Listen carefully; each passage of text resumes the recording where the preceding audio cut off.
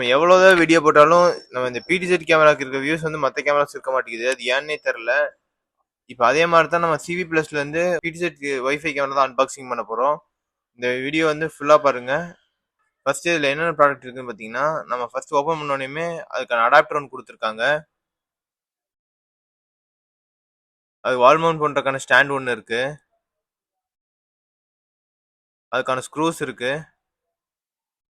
அது கூட கேமரா ஒன்று கொடுத்துருக்காங்க. இந்த கேமராக்கு பார்த்தீங்கன்னா, நம்ம ஆல்ரெடி Z4 3Qன்னு ஒரு மாடல் பார்த்துருப்போம். அதில் இருக்க ஃபீச்சர்ஸ் தான் சேம் இதுலேயும் இருக்கு. இதுலேயும் same rotation plus back side speaker வந்துடும். ஃப்ரண்ட்டில் வந்து IR ப்ளஸ் ஒயிட் லைட் ரெண்டுமே வந்துடும்.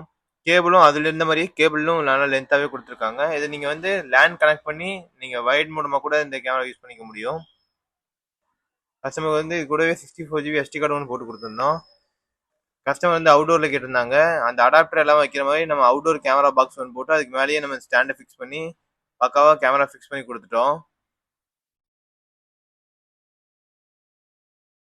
நிறைய பேர் இந்த கேமரா வந்து எப்படி கான்ஃபிகர் பண்ணுறது அப்படிங்கிற மாதிரி கேட்டிருந்தீங்க.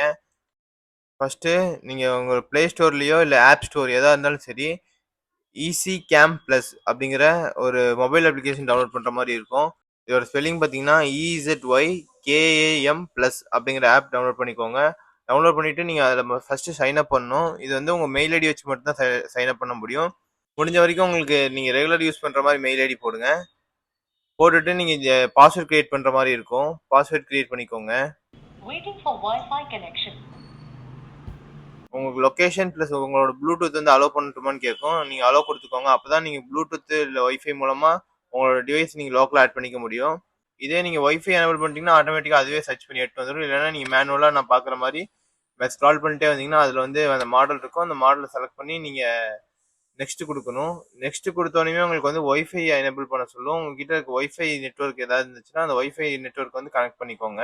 கனெக்ட் பண்ணிவிட்டு அதுக்கான பாஸ்வேர்டை என்டர் பண்ணி நெக்ஸ்ட் கொடுத்துக்கோங்க. நீங்கள் நெக்ஸ்ட் கொடுத்தோன்னே ஸ்க்ரீனில் பார்க்குற மாதிரி ஆடிங் டிவைஸ்ன்னு சொல்லிட்டு டைமிங் ஓடிட்டு இருக்கும்.